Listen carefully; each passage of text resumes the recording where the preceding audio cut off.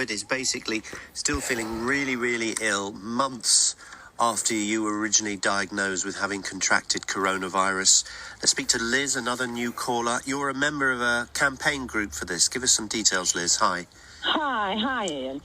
Yes, I'm a member of a campaign group called Long COVID SOS. We set up about 6 weeks ago because nothing seemed to be being done about all the, well, we think it is hundreds of thousands of people who are still suffering months after they contract COVID. We are members of a support group called Body Politic, which has thousands and thousands of members across the world.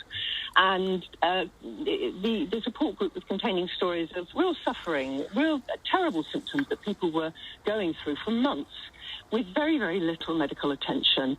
And so we felt that it was important to set up a campaign to bring the government's notice to this phenomenon, because in the news and the government were really only talking about the people who were in hospital and dying. And of course, that's very, very important, particularly in the early days.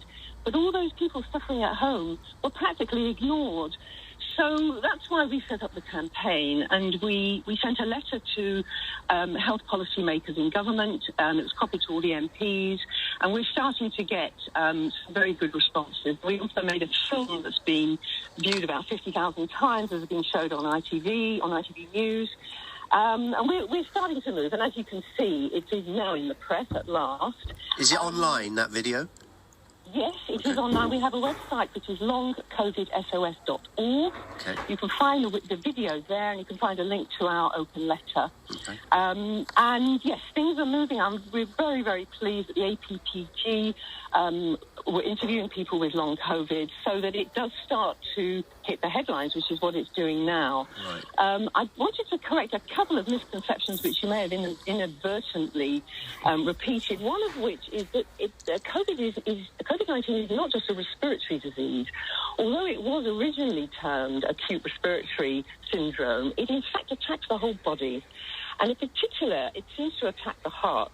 I'm not a doctor, but I've read a lot of papers, and it's now well known that maybe even 3/4 of people who've suffered from COVID-19 may have inflammation or damage to their hearts. And this is going we have to be a bit careful, Liz, when we speculate about what it does, because as you say, I'm not an expert, you're not an expert. No, but okay, fine. No. That I'm only being said, talking about papers that have been published. And so, I won't give you any numbers, but it certainly is now accepted that the heart is often involved. And it is really a whole body disease. So it's not surprising that people are getting these wide-ranging symptoms. And one of the things we've been campaigning for is for multidisciplinary clinics to be available to people with COVID and with long COVID so that they can be properly assessed, because they need to see a range of specialists to find out what's going on in their bodies. Yeah. And it attacks the bodies and the brains. The other thing I wanted to mention was you talked about post-viral fatigue. Yeah. And this is something, of course, doctors know about, because post-viral fatigue is experienced by people who've had glandular fever and so on, and it is even common after flu.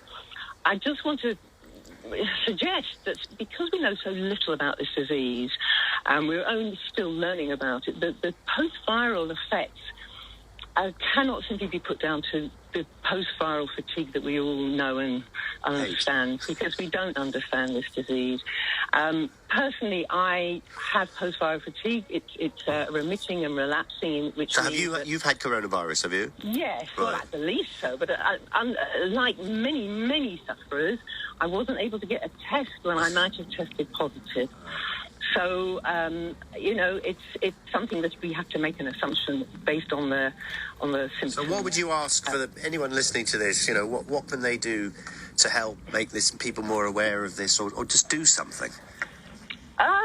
Well, it depends who is listening. I think people listening who have employees who are still sick need to understand that they're not just suffering from a little bit of tiredness or mental health problems or anxiety, because, of course, one thing that's coming through is that many doctors are telling their patients that they're suffering from anxiety, because anxiety is something that doctors see a lot of. And COVID is something really new. And so some of the symptoms may seem to be familiar to them from people who are anxious about their health. And so perhaps that's why they tell their patients that this is anxiety. And many of the tests that patients have, the basic tests, don't really show anything. So they might have blood tests which all look normal. Their lung function seems fine. They have an ECG, it looks okay. But it's only when you do more detailed tests that the reasons for the symptoms become apparent. And unfortunately, a lot of people are dismissed as being anxious, and it's very distressing for them. And of course, they are anxious because they've been sick for so long. Yeah, absolutely. So what we need is understanding from employers.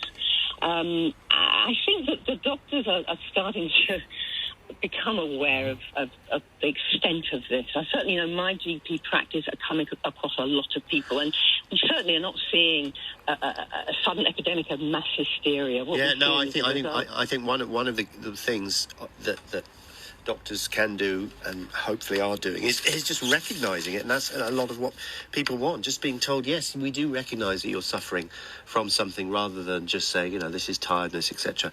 Liz, thank you very much for your call. I had post-viral